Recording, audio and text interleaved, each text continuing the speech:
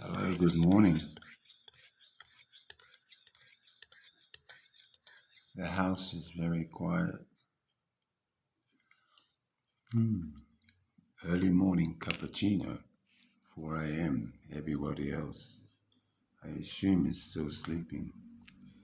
But my thought for this morning or today is sorry to bore you guys, but it's still about relationships.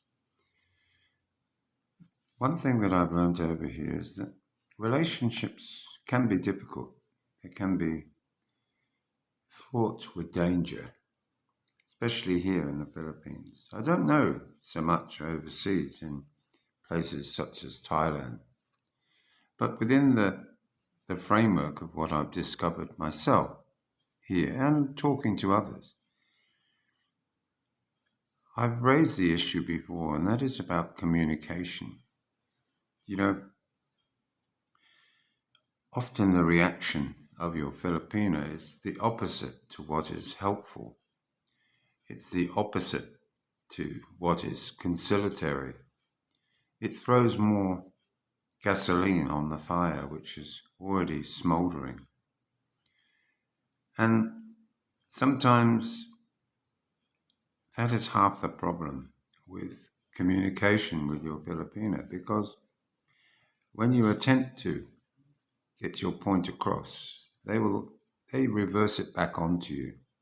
What they do is they tend to say, "You don't understand me." Well, hello. Neither of us understand each other in that way.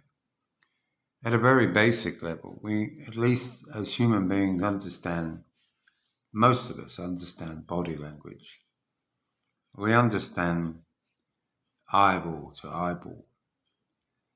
But Filipinos tend to be driven by, really, apart from, obviously, I know you're going to say it, but money.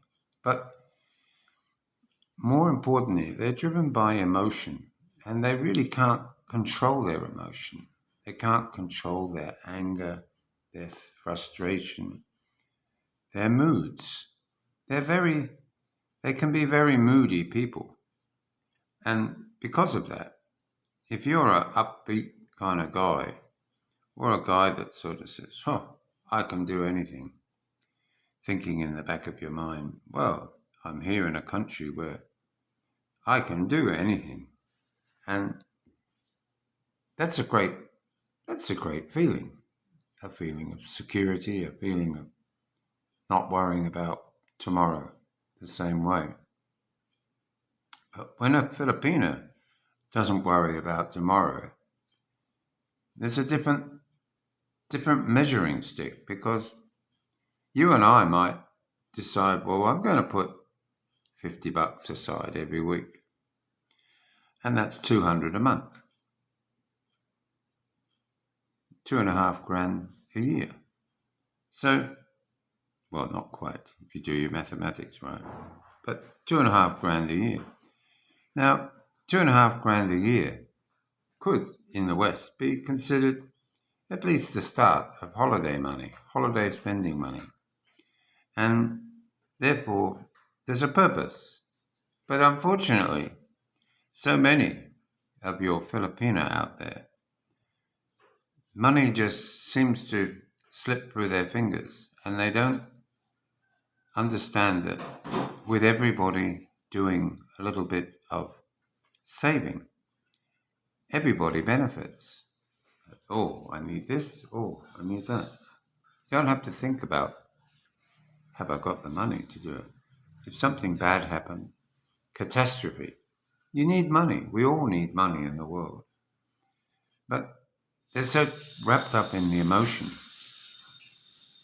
And when you have a disagreement or a problem in trying to get your point across, to deal with it solely with emotion is not to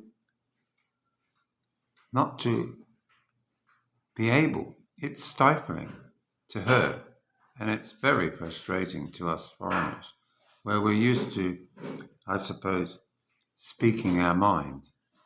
And by doing so, this is what often causes so much conflict between foreigners and Filipinos, because they don't spend the time to connect the dots properly. So that's my thought for the day, or certainly for this morning. And I hope that if you're able to comment, good comments always go a long way. Stupid ones tend to fly away like butterflies. So keep it seemingly, please. And you have a great day. Bye now.